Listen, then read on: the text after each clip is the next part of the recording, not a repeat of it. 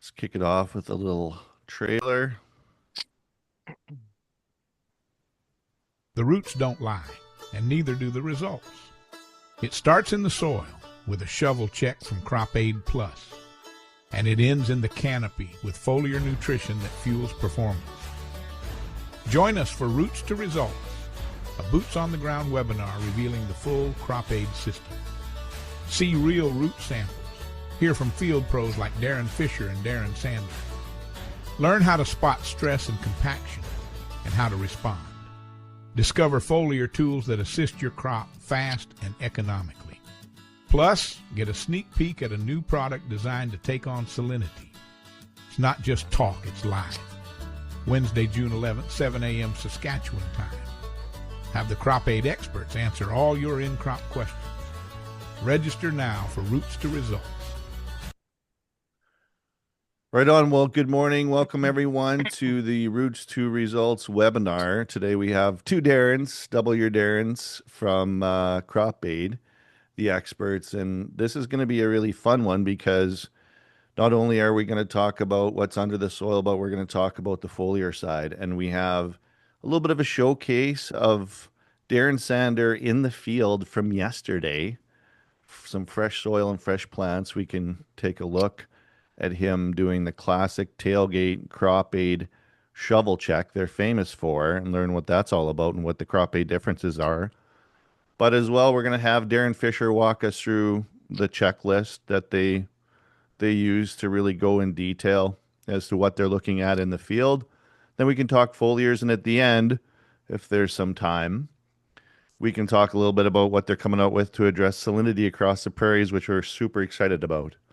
And stay tuned for a big launch around Ag in Motion for that product. So with that, I think we'll start off with a very quick video. It's a minute and a half. It'll frame a little bit of what we're going to be talking about here today. It shows Darren in the field near their farm at Sovereign, Saskatchewan, and Darren's out digging. And this is what they're known for and how they show the product efficacy and what they're going to be doing across the prairies with their clientele here shortly. So let's just take a quick look at this. This is a minute and a half. And then we'll let Fisher explain a little bit of what's under the hood there as far as the agronomic details. Digging a Crop Aid treated field here. June 10th today.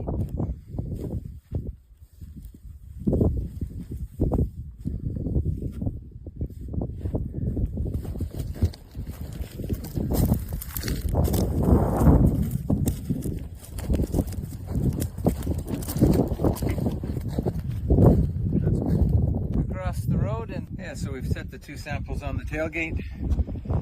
The second one we dug with no Crop Aid is very hard. You can see the shale-like compaction layers in there. It's a little lighter color compared to the Crop Aid side, which is nice and crumbly, darker color, more carbon in it. It's got a real nice smell to it, that peat moss smell, holding quite a bit more moisture than the field with no Crop Aid. It's pretty typical heavy clay country. This was seeded a week or 10 days earlier than the Crop Aid field there. There's not near as much moisture and major compaction. Super hard.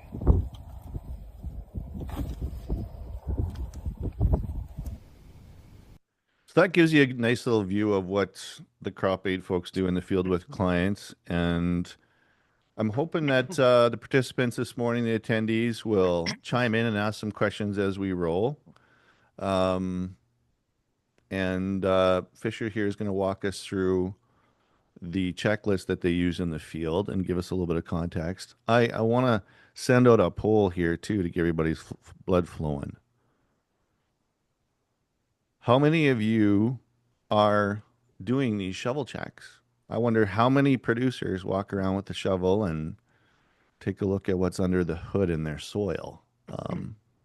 So I love that we're taking the time to focus on this and learn what's going on in the soil. Fisher, you've made a little bit of a checklist here to guide us through what we should be looking for in a little bit more detailed manner. Tell us what you're looking for, what results you usually see with crop aid, and why this is important. Sure. So the checklist was created uh, out of we want to show the customers, that when they purchase crop aid, it is doing something. We've also heard quite a few times where a farmer will buy a product and either it sits in the shed or he uses it, nobody comes out, so he really doesn't know if it worked or not, and we just didn't want to do that. So we devised a checklist, and what we do is we give this to all of our distributors, and likely a few of their customers have it as well.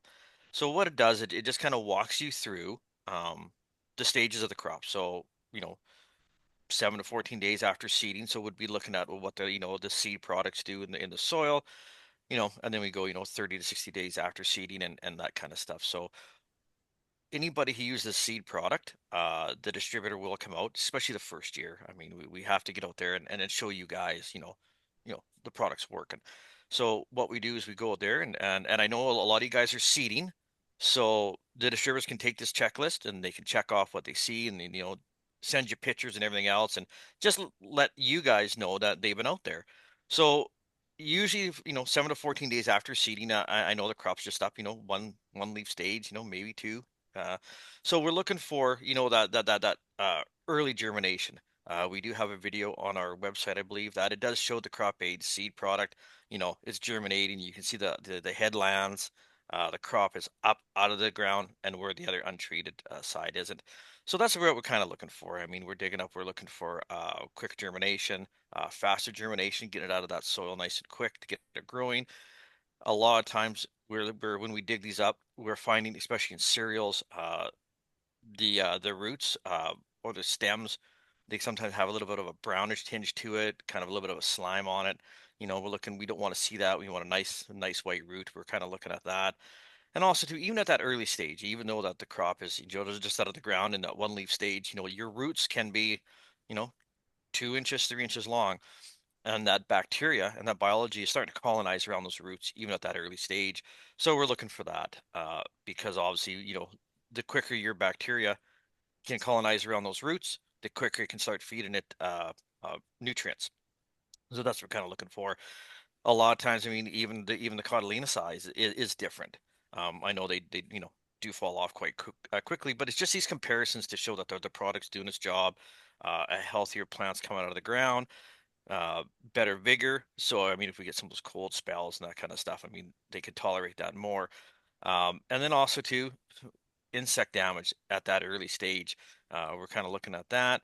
In a lot of instances, I mean, we just don't get the insect damage even at that early stage, even though when that early plant is coming out of the soil, a lot of its functions are not going.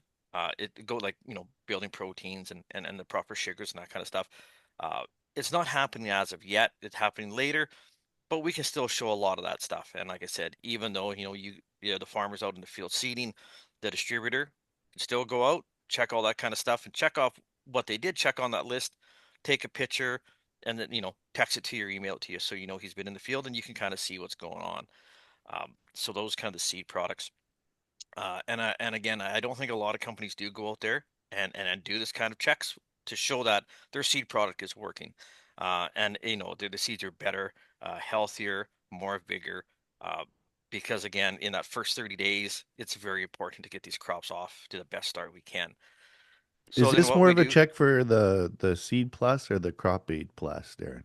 this would be for the seed and the seed plus. Um, Even though we have sprayed on usually the crop aid plus, which is the biostimulant, this is more for the seed product.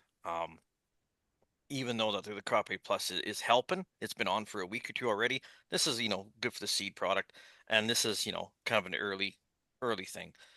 Later on, when we go out there, maybe 30 days, after seeding or 60 days after seeding, this is kind of when the whole program has kicked in. We've got that, 4 to 6 weeks after the first application, and now we have the whole program working, right? So we have the seed product, the seed and the seed plus doing its job.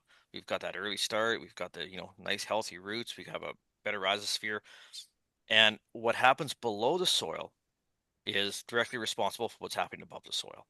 Um, so after this 30 or 60 days, the distributor will be back out. It's pretty much mandatory. All of our guys do it, especially that first year and second year. So they come out, uh, shovel in hand, and they get the farmer with them. They'll contact the farmer and make schedule everything. So then they get out there and we're looking at the crop height. There's many times where, because we're getting more nutrients into the plant, uh, that compaction is reduced. More water infiltration. There is a crop height difference. you know, Crop color. A lot of times, because our plants are less stressed, they're like a nicer color. Yes, less yellowing, which could be a stress of some sort. We also look at leaf size, larger leaves, more photosynthesis. That's what drives the plant, right? And we'll also look at everything. The stem length and the stem thickness. We look for disease. Um, we also look at lower leaves, upper leaves, because if we have a yellowing or a lightening of those, that's a nutrient deficiency. Uh, we know which ones those are. Even going on, even into flowering, we've had guys say that crop eight side flowers first. Healthier plant, of course. Flag leaf, we have many times we have lots of pictures of the flag leaves, bigger, larger, healthier. And Darren Sander, he promotes this and he talks about it all the time. You know, that those barbs on that flag leaf, on the untreated side, if you run that across your tongue, it's really barb and it sticks in, it's rough. But on the crop aid side, if you run that flag leaf across your tongue, it's smooth, it's that nice waxy coating on there, and that's a protection, right? So all these signs we're looking for when we go out to show that your plants are healthier, they're stronger, there's less stress, and it's just an overall better crop. So, and in return, if a healthier, better crop should equal to yield. Um, so kind of we're doing that as we're doing, and then we start really digging in the soil. So as Darren was in that video, taking that soil and flipping it on the tailgate, so we could get your hands in there and you can visually see things. Um, we have pictures where the trash on top of the soil is significantly reduced. That bacteria is breaking it down, recycling those nutrients, and that's kind of what we want. We don't want trash to be seen like in the soil from 3, 4, 5 years ago. If you're seeing trash from 5 years ago, it's not being broke down. So that's a good indication that your soil is kind of unhealthy and it's a low bacteria, so it can't break that down. So we're looking for that. The soil smell, that peat moss smell, that's life. I mean, that's everything in soil. That's glumalin from the fungi. That's all the earthworms. Like they're excreting their stuff, all the bacteria, organic acids. That's healthy soil. And it's very shocking when you out in a field and you take that soil and you tell the farmer to smell it, and he looks at you like you're you're kind of weird. But and he's like, "Why am I smelling soil?" And it's like, "Well, smell the control side, and it's got no smell. It's a dead smell. There's nothing there." And then also on the crop aid side, and also, well, oh, there's that smell of soil. And I can remember as a kid when Dad was out working, there was that smell of soil, right? And you just don't get that anymore. But I tell you, go out there and you smell that soil and you smell it, and that's just life. So that's a very positive thing. And a lot of times when we have that increased bacteria, they want more moisture. That's the way they move in the soil. So a lot of times, there's more moisture, and you can physically feel that in the soil. I was out in Lethbridge last week, and in the soil, they had some rain, but you could physically feel the soil was cooler and it was wetter. And we dug 50 yards apart. The farmer was like, this is crazy. He says, I can physically feel the more moisture in the soil. Um, the hard pan of compaction. When you're digging in that soil, a lot of guys don't realize this. When they put it on the tailgate, the soil is rock hard, just like in the video. You can bang that on the tailgate all you want, and it's not going to break up. So when we think about that hard soil, think about the rain. When we get these hard, heavy rains, if it can't soak in, where is it going? And on a year like this, when we haven't had a lot of rain in some places, we need that rain to soak in. So to physically show that, look at our crop aid side is more mallow. It's looser. You know, this water can soak in and soak in deep. I mean, it's a game changer, really. I mean, when you can get your soil like that, and especially on a year like this, when you get a half inch of rain in a half an hour, you don't want that in a low spot. You want that in the root zone. Um, so we're checking for that. The aggregation, like we all want that that crumb. I mean, that crumb-like soil, right? So when you break it up, it's in those little crumbs, and that's the function of mycorrhiza fungi, and that's good soil structure. So you know that they're at work. Uh, Good roots. A lot of times we look at even canola and I mean even cereals. I mean they go down and they hit that hard pan and they just flatten out and they go sideways. We don't want that because what happens is when we have that shallow root zone and we do get rain, well, that rain's going to be living, it's going to soak into that top 3 inches. And then if it gets hot, dry, and windy, all of a sudden, all that moisture's gone really quick, right? So we're looking for those roots to be able to go down deep to get that water down deep, right? Even the color of the roots, we're seeing a lot whiter roots, nice, healthier roots. And I mean, even as we're walking in fields, I mean, that we've been after heavy rain. We have also have video on this of, I think it's, I believe on Darren's farm. They had a really heavy rain, standing on the field video on one side, there's very little water in the field. It's soaking in. And on the other side, it's pooling like crazy. And we've also seen that in the field as well when we're doing crop checks. You know, the farmer, we're standing there, you know, it's a day or two after heavy rain. He's going, well, we should be standing in water.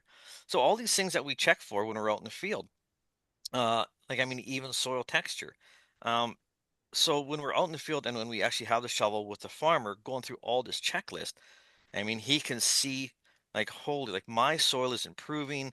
Um, you know, we've dug, we usually, you know, split a field and we're digging 25, you know, 20 yards on one side of the line and 20 yards on the other. So they're seeing this firsthand that the product is working like we've told them it was.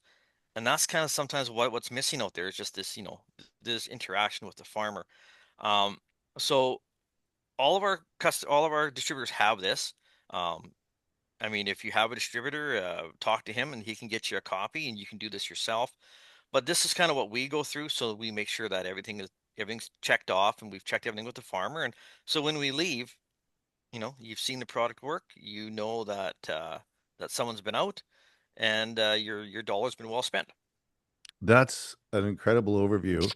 Very fascinating stuff. So that's all the results that we see, Fisher. But just to zoom out and back up for anybody who doesn't know on the call, how is the product doing that? What is it doing? So the product is a biostimulant. So we can't confuse that with a biological because we have nothing living in the product.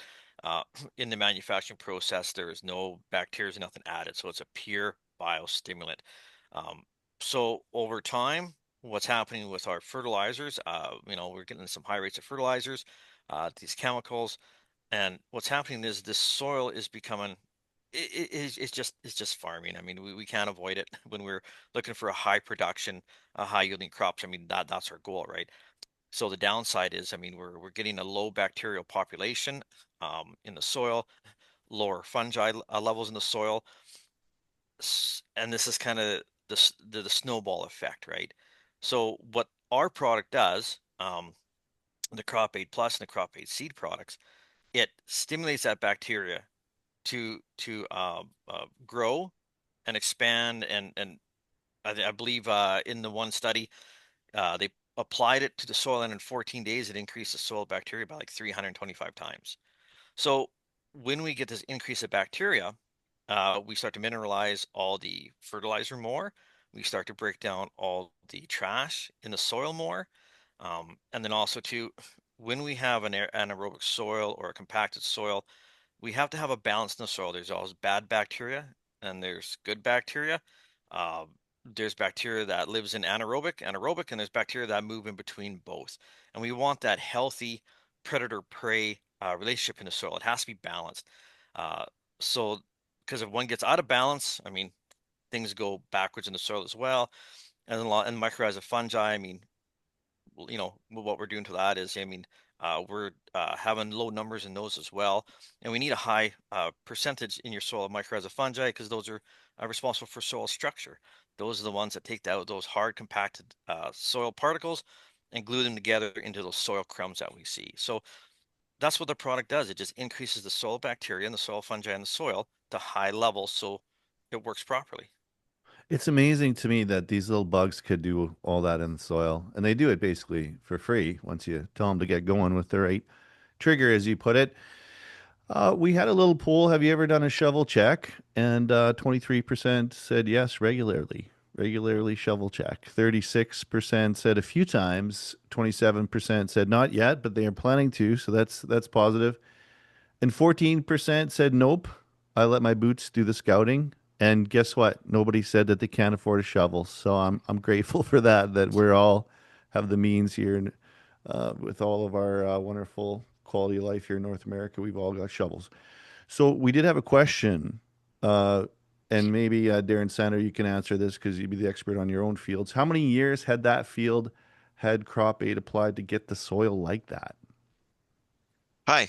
So that was year 9 on that field, and across the dirt road, it's never been treated. But that soil hasn't really changed much since year 2 or 3 that we applied the product. It's just been in a maintenance mode. And those kind of results, what we've seen there on the video today, often we see in first year or for sure second year of using our product. But that's not uncommon to see first year. So guys would have put it down with a pre-burn, maybe 1st of May or a bit earlier. And if we go out and do a crop check end of June, first week in July, we expect to see that drastic of results on year 1 using the Crop Aid Plus. It works extremely fast. Taking that compaction layer out, like Darren was saying, it's the role of the biology to have loose aerated soil so they can flourish. So the mycorrhizal fungi, it's their job to build soil structure, and they do it very fast. Nice. Does anybody have any comments about Darren's jersey? I mean, the playoffs are going on. He's wanted to represent. If you have any hockey comments that you want either one of the Darrens to comment on, please put it in the chat, or questions about Crop A Plus. So, Darren, before we'll maybe take a look at you in the field here again yesterday.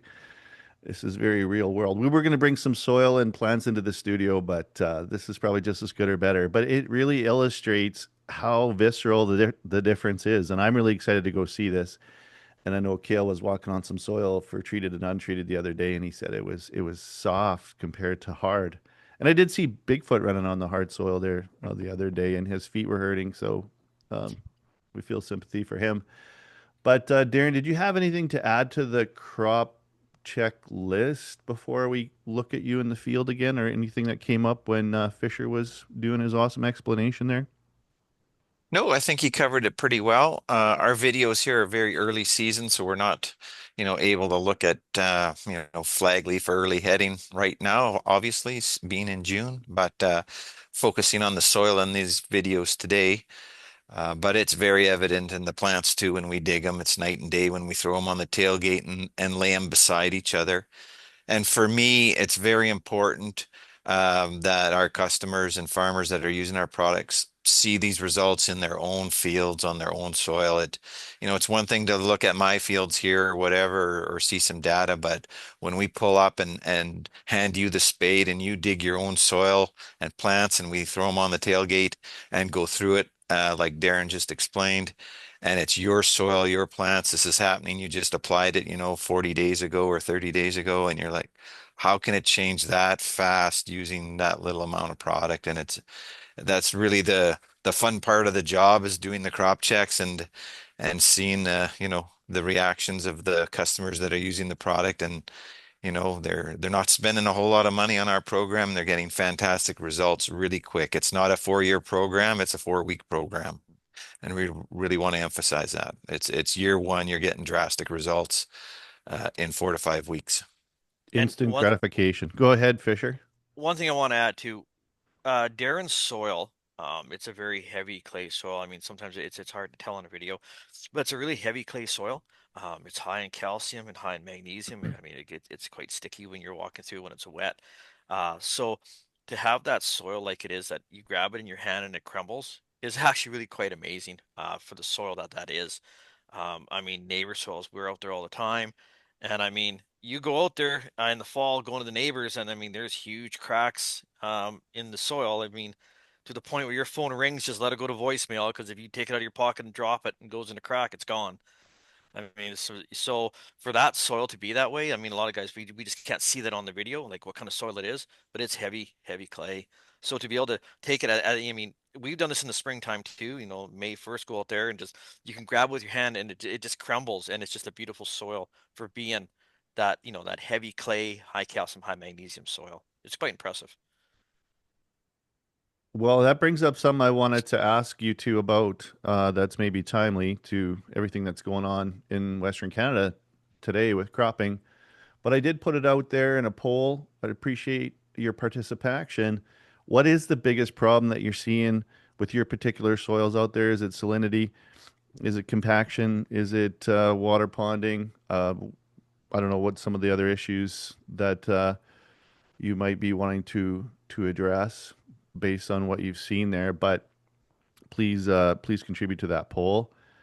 And then yeah, we're gonna play a little bit of more of Darren in the field. But I did want to ask both of you, and it plays into the foliar part, and maybe we're getting ahead of ourselves here.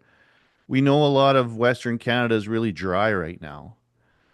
So where do these products and where does practice service system, crop aid system fit in when you are lacking moisture? Fisher, do you want to give her a crack at that one? Well, sure. So when we're dry, we need moisture, right, to have this soil solution, get this fertilizer and soil solution to break it down, and we also need soil solution in the soil, right, for the microbiology, um, for nutrients to move up and down through the soil. And when it's dry like this, we just don't have it. So your plants are kind of going into kind of a pause mode right now. I mean, we're waiting for rain. So when they're pausing like this, I mean, they're really not taking in any nutrients, right? So uh, when we put the crop aid plus the crop aid program, like we've seen in Darren's soil, I mean, we're holding on to more moisture, right? And that's what plants need, or moisture. We don't need dryness because they start going backwards. So we need to hold that moisture. Uh, with that more, the darker soil, the more moisture, the higher biology, we're still feeding those plants nutrients. Uh, we've heard so many times, these crops right now, because of the lack of the rain, some of them are starting to discolor. They're not moving. They're just sitting there, and actually, some guys have said if they don't get a rain in, next 4 or 5 days, they're kind of done. So anytime that we can put a soil health program like crop aid in place and keep more moisture in that soil, your plants are going to do better and longer. And then with the foliar fertilizer, like I said, I mean, these plants are just in a pause mode right now. They're really not taking up much nutrients. So when you apply nutrients to them, you're kind of feeding them and keeping them healthy, and keeping them topped up.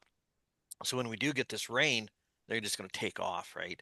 So it's very important to have a good soil health program, and even the foliar fertilizers. You may think that's backwards, right? While it's dry, why am I applying a foliar? Because your plants still need to be healthy, right? And they still need to be topped up in all your nutrients uh, to stay healthy and reduce the stress. So when we do get that rain, they take off, right? And they're healthy. There's no disease issues, and they just move right along. So it's very important, these programs. Yeah, that's good thinking for people that are struggling with moisture. Our hearts go out to those Yep. folks that are, they got crops that, a week away from not having a rain. It's a challenge and a risk in farming, unfortunately. But we can see here by this word map, um, that compaction is likely the biggest, the most common one that came up 7 times. Salinity is an issue. I wonder a little bit about topography too. I'm sure this product helps on low organic matter, sandier hilltops and stuff like that. Water Yeah, infiltration, ponding. absolutely. Yeah, go ahead So there. one of the bigger comments we get is guys are saying how the fields look so even, even if it's rolly land, it's as good in the low spots as the high spots, and everything's up even like a pool table. So that's a fairly common comment, especially from first year customers. But I just want to reiterate the importance of a soil health program. When you get the biggest ROI out of a soil health program or even foliar fertilizers is when there is a stressful conditions. If everything is perfect, we got a Cinderella year, good fertility, good moisture, it's a lot harder to get an ROI out of anything you add to a crop. Even extra fertilizer doesn't make a difference when we do those kind of trials. But we don't farm in that kind of world. Usually we got some kind of a problem going on every year. This year we're on the dry side again. Right. And it's a program like this that's really like an insurance program. When you have loose aerated soil, it's holding more moisture. The roots are going down so that they can get into that still moisture from the snow melt.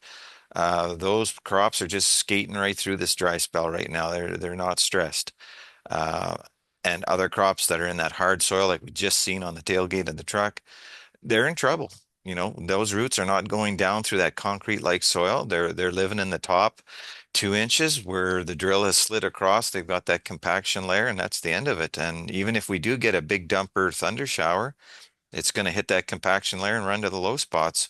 Where on that crop aid side, it's going to soak right down a foot in the soil, and we're gonna have more insurance program there. We're going to hang on to all that water. So it's super important to understand that, you know, the years you get the biggest ROI, make the most money, most yield, most bushels, is when you have stressor conditions. And I think we're heading in for one of those years where the rains look like they're pretty spotty, and the wind and the heat is certainly in the forecast. Interesting perspective where I think most of the time we're thinking, well, if it rains and we have good prospects, we'll continue to invest in the crop. But sometimes this might help us the most in challenging conditions. And you sent out in the group chat some interesting photos as well, Darren, last night where we could see that compaction was causing dead spots where You know, it's heavy really rain going. interesting. I mean, this is from the road, so you can see last year's grain cart tracks and combine tracks and truck traffic, and some of the stuff's from this spring, the sprayer tracks there from pre-burn. Um, but when you go up in an airplane, my neighbor takes me up in his Cessna and we fly over these fields, and you would not believe the reduced canopy from compaction and tracks. I mean, it's just yield limiting, bringing down the whole average of the field. Now, this fit picture right here is one of mine. There's zero tracks in it. Those other ones we just looked at were right beside me for guys not using the crop aid. And when you fly up in the air, all those spots, you know, there's no yield coming from them, and they're all over the field. If it's 10% or more of traffic tracks that aren't putting out much yield, that affects the bottom line big time. And you can really see that. And even in later season, say July, when that canola's blooming, you can fly over it and you can just see tracks all over the field. You can see where the grain carts turned last year and pulled out from the combine with a full load. And then neighbors or my fields or whoever's got a good soil health program going, there's just no tracks. It's nice and even. And I mean, it's yield, right? And when you start seeing those tracks, I mean, it's common, it's everywhere, and it's not just in Saskatchewan or Alberta, it's worldwide.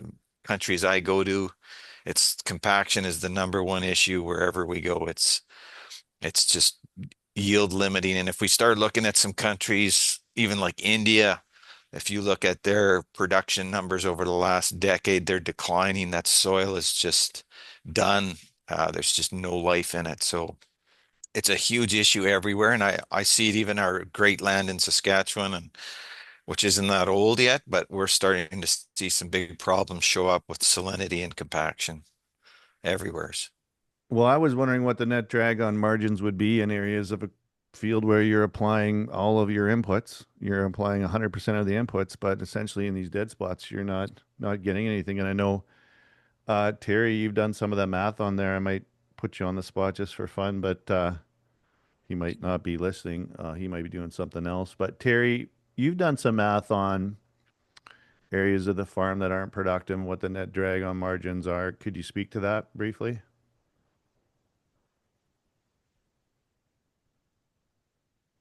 He might. Yeah, Go can you ahead. hear me? Yeah, I can hear you. Go ahead. Yeah, so in some of those poor areas or saline areas, we've kind of shown over time that, yeah, you have a negative margin when you count all of your costs in. So either you need to find ways to improve that, or in some cases where it's more severe, you can't deal with the water issue. You know, we've planted them down to to hay or an alternative crop that produces well or better in those areas. So yeah, there's definitely some of those areas that if you just continue to farm them as is, you're actually losing money in those spots every year. So Just one more thing, in farming. Okay, thanks, Terry. I appreciate that. I know you had done some math on that, and so I'm just going to share now. You guys can see this in the field with Darren Sandard again. And again, if you guys have any questions, we're going to kind of wrap up this segment here shortly. But and then get into foliars briefly, and then give you a sneak peek on the Salinity product. But make sure if you got any questions about it, Standing in the let us same know. location. We've done a few videos over the years. There's my yard in the background. So we have canola seeded into durum stubble on the crop aid field. This is a low spot as we've seen in the past, but it all soaked in and we were able to seed right through it. Here's the seeding line and the field beside it. Also canola seeded similar date on their low spot. Held water for quite a while, so it's still not seeded. I had to seed around it. So we're just going to walk ahead here in a sec and dig some soil and plants and have a look and see what the difference is. All right, we've walked in a fair ways to get past the low spot, and we're going to dig off the seeding line, which is right in front of me here. I'm going to hand the phone to my trusty helper, Steve.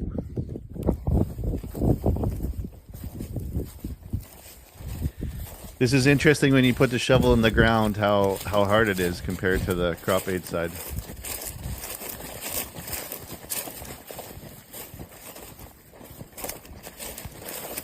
Well, I guess it doesn't matter where.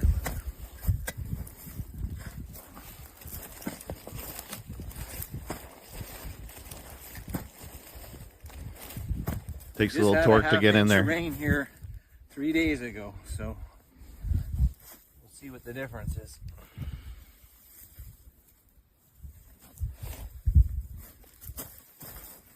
So when you're doing the crop check, you want to make sure you're far enough away from the treated side that you're in virgin soil, so to speak, because it's like a 30-foot buffer zone for the biology, you said, hey? Yeah, it does move over during the season for sure.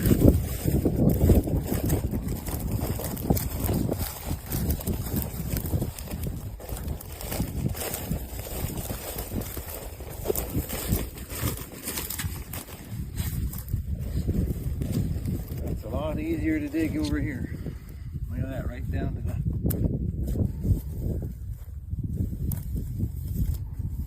nice and wet. Okay, we'll just grab both samples and head to the tailgate.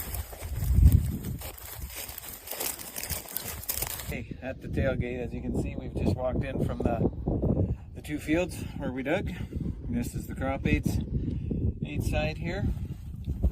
Again, just look at that. Breaks right apart, nice and crumbly. You can see all the aggregates, nice dark color. It's got good moisture in it, making a mud ball. It's got a real nice peat moss smell to it, which is the living component of the soil, all the bugs and exudates.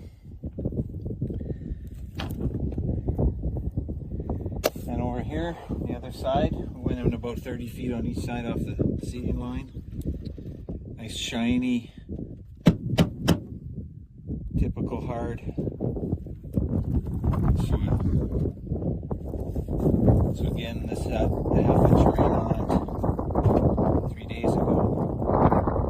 It does break apart, but you can really see the compaction, fine particles, all the shale-like layers in there of compaction.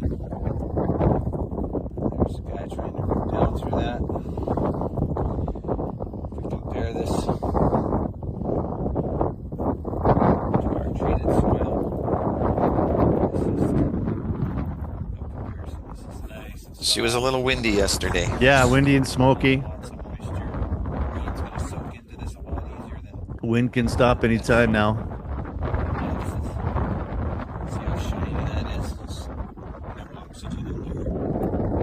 It's tough and Yeah, hard for moisture and oxygen to get through there, and nutrients to move there through there, and roots. Aren't as great as when we start to dry out in June or July. So right after a fairly big rain, it's a big difference. I've got my helper Steve with me today. He's the first time on a crop check. Steve, what do you think the difference between these two piles of soil? It's like that nice center of the cinnamon bun, that gooey dough, yum. And on our left, the non-crop aid. Very technical terms there. Cinnamon, gooey like a cinnamon bun. Yep. Old fashioned. Hard. Try. That is pretty cool. I can't wait to put the shovel in the ground and see that myself. Fisher, did you have any more comments on the whole crop check thing? Actually, now Darren, correct me if I'm wrong, but I think Darren shot a video 3, 4, 5 years ago on that was the same field I think with the lentils. And that video is on our website, and you can go look. And on the crop aid side, the lentils are lush, beautiful crop. And on that side where Darren dug just in the video, that field is completely taken by aphanomyces, and you can tell because that same elevator is in both the videos. So if you want, I mean, you can go to our website and check that out too, and it's the same field. So I mean, this is what you get over year after year after year of using the crop aid products. I mean, I mean, you can see it. So Where is that on the website here? it should be under videos. Okay, makes sense. Yeah, we shoot from the same spot all the time so that we can see different results in different crops, No, different years, depending what the stressor is. keep going down, Dan. Okay. Right, should be right there, Yep, right at the end. Yeah, right left. there. Yeah. Yeah, Field that'll be the comparison. same field. It's pretty impressive. Okay, go check that out, folks. Yeah. I'm gonna do another quick poll here on foliars. So let's just pop the clutch on foliars here briefly. We're coming in to the top of the hour, hot at about 17 minutes left here, and we do want to put in a quick note about the Salinity product that's going to be debuting this summer. But foliars, Fisher, why don't you take it away? And you have a couple products to address. Yeah, so first of all, I mean, with our foliars, foliars are an excellent thing to do, and you should be, in my opinion, you should be using it all the time. They're so good in helping safe and herbicides. They're helping keeping that plant topped up with nutrients. An unbalanced plant or a plant that's lacking nutrients. So what they do is they try to pull nutrients from the soil, and with nutrients, they want to pull up some water as well.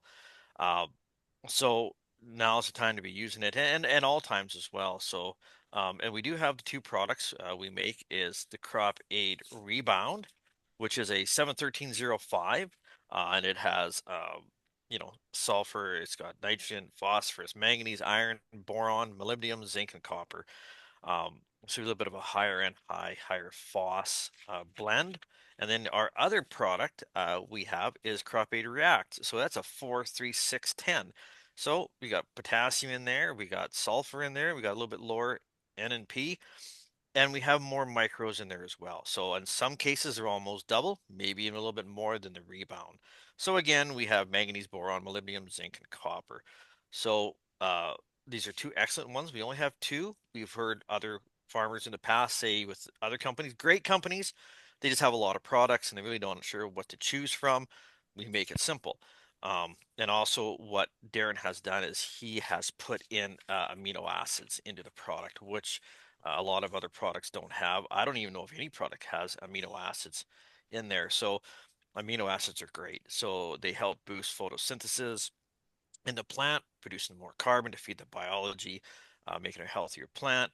There's also a mild biostimulant. I mean, on the plants we have, it's all covered by bacteria, right? So it's a biostimulant. It helps with stress, which our plants are going through now. Um, a lot of times, when we spray the amino acids on, it just boosts the plant. Also, amino acids in a plant. The plant converts nitrogen as it takes it into amino acids. So we already have amino acids in the foliar, so the plant doesn't have to take that energy from the growing or producing the head or the seed to do that function because we've already got it. So our foliars are are excellent, and actually they are very economical in cost compared to some on the market. And most of our guys use it all the time. And like I say, great products. And maybe Darren can add more to that. Yep, sure. I just want to throw in, no matter whose foliar fertilizers you're using, the one thing to be aware of, it's all about timing. So it depends what you're after. So if we're talking cereals and you're after yield, 3 to 5 leaf stage, when the plant is deciding how many rows of kernels to put on the head, that dictates yield. After that stage, we're not affecting yield with a foliar fertilizer. So if you want to build extra rows, extra kernels, it's the 3 to 5 leaf stage when you're spraying your first herbicide pass. That's when you're going to affect yield. On a canola plant, it's when it's bolting. And we have found over hundreds of trials that when it's in full cabbage stage and shooting up the first bolt, but doesn't have the yellow flower on yet, I know that's a small window, that's when we affect yield the most on a canola plant. After that, so flag leaf, early heading, once we're into the blooming stage of canola, 30, 40, 50%, now we're affecting grain quality, plumpness, grade, oil content, protein content. So it depends what you're after. It's all about timing with foliar fertilizers. And of course, like Darren mentioned, different foliars are better or not so good as safeners with herbicides. So our crop aid rebound with the high phos, which is high energy, and the amino acids is fantastic crop safener. A lot of guys will use it at a half rate, so a half liter with their granular Sencor or Vipers or other chemicals that are hard on the plants. A lot of guys using it with Roundup Ready canola because they find when they hit that crop with the glyphosate, it kind of stalls out for a week or 10 days. When we add the rebound to it, it just skates right off. As soon as you hit it with a sprayer, it actually takes off with that extra nutrition. So just fantastic economical solutions there. And again, like I said before, foliars like a soil health program really pay off as far as ROI in stressful conditions. So right now, if you're having some water stress issues, these are the years and the times when foliars really give you an ROI, not on the years where it's plenty of rain and everything looks good. And that tends to be the years when guys spend a little extra money and put foliars on.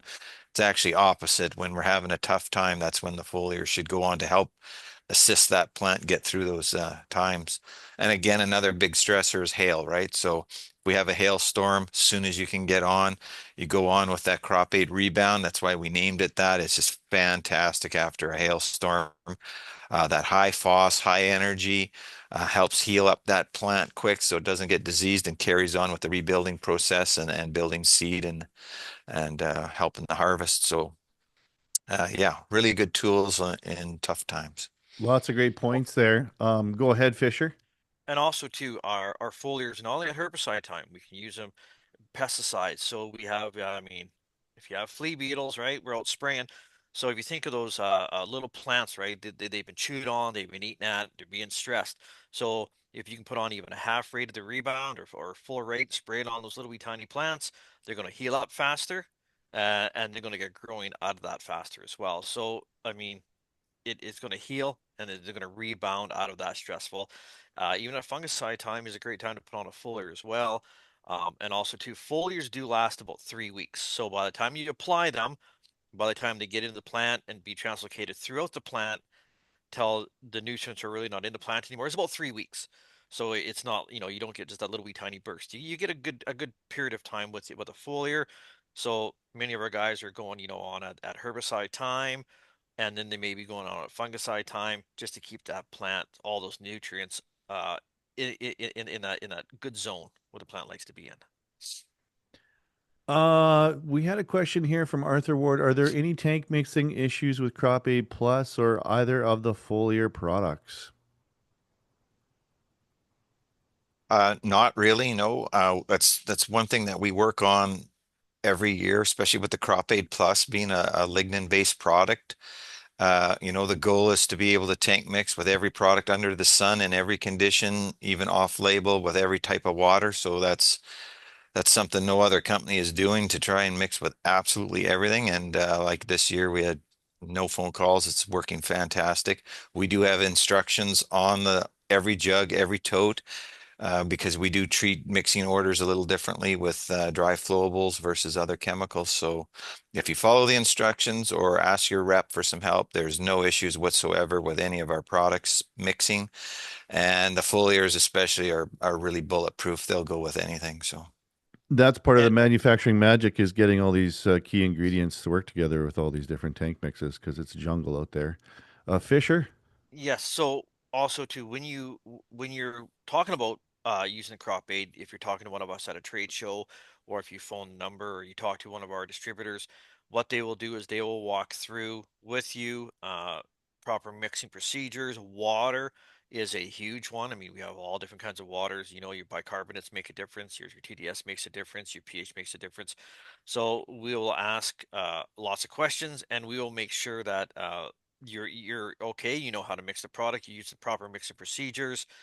We do have the citric acid as a water conditioner. That helps. Lots of guys have foaming issues they're not really aware of. We can help with that. So all of our guys with Crop Aid, when you purchase Crop Aid, we will walk through with you so that everything works fine. It's all 100%. There's no issues. There's no downtime, and you're out spraying when you want, and everything is good. We tested the water at the farm, and Yep. that was a great part of the service that was provided. So interesting question here from Jackson D. Thanks for chiming in. My retail agronomist is excellent, but she doesn't support me using any of these products. How can I address that? Who wants to take that one? Oh, I can. Um, well, fortunately, it's your farm. I Fair. I'll just say it the way it is. You know, it's your farm, and it's your bottom line, and it's your farm and your family that's making money off that farm. So if you want to use these products, you should be able to just to use them without question. And then include your agronomist. My number is out there. Thousands of people have it. Your agronomists can phone me. We can work together. I can work with them. Um, you know, and maybe she just has questions and she doesn't want to call or whatever. But I will come out. I can sit with you, or the distributor will sit with you and your agronomist and go over this. Um, because really what we do is with crop aid, everything is science based, right? So we have the science to back up the products. We have the science for the bacteria and the biology. Like the bacteria and the biologies, I mean, 100 years ago we knew this. 200 years ago we knew this. Foliar fertilizers, ever since the 1950s, we know that it goes into plants. So we can just sit down and we can talk with her. But at the end of the day, like I tell all the guys, I mean, it is your farm. And I mean, if you want to use these products to, you know, make more money, uh, you know, it's not about reducing inputs, right? Sometimes we actually increase inputs, and maybe that's what she's afraid of. You know, we're going to tell them, you know, you have to cut fertilizer, or you don't need fungicides, and that's not our job. That's her job, right? So we just take care of the soil and make everything better. So we'll work together. So just contact your agronomist and set up a meeting. I'll definitely come out, or our distributor will come out and sit down with everybody and make sure everybody's on the same page. yeah, I'll just chime in a little bit there. I'm a farmer myself and I own crop aid, so I guess I get to see things from both sides of the fence. And I understand fully as a customer the hesitation using soil health products because there's been so much snake oil sold in the past. A lot of guys have been burnt, and it's the agronomist's job to protect their customer as the farmer. So that's a common problem is the hesitation to use these types of products. And it's a common question at a trade show when there's 20 booths in a row of soil health products. I mean, what's the difference? Why should we use crop aid? What's the difference between the other 19 booths? Uh, and that's where, we come out and talk to you and we can explain that crop aid is 100% totally different than anything that's on the market. The ingredients we use, the concepts we use, the focus on compaction, which is the number one problem on the farm, which no one else is doing. There's key differences. And what we say to anyone that wants to try and use crop aid, it's common sense approach. Whatever you're comfortable with. Doesn't matter to me if you split a half section or 10,000 acres. You're still going to get the same service. We're going to come out there, show it working on your farm. It helps all the other inputs that you're spending money. It helps with the nutrient cycling. So we build an insurance program in there with soil health to protect your highest cost on the farm, which is your fertilizer bill. We want to prevent leaching and soil tie-up. We want to get that nutrient cycling going so that you get the biggest bang out of that investment. Your herbicides. When you have a healthy weed growing in healthy soil, it absorbs the spray you put on and it dies dead. If we have weeds struggling in tight, compacted soil, they only take in part of what we spray on. They're struggling, we get a half kill, and over time we get herbicide resistance. Maximizing water use efficiency, whether you're irrigating or relying on a thunder shower, we need that water to go into the soil, not running off to the low spots, carrying salt and creating saline problems. So it's all connected. It's just raises that whole farming system to the next level and gets a better efficacy out of everything we're doing on the farm.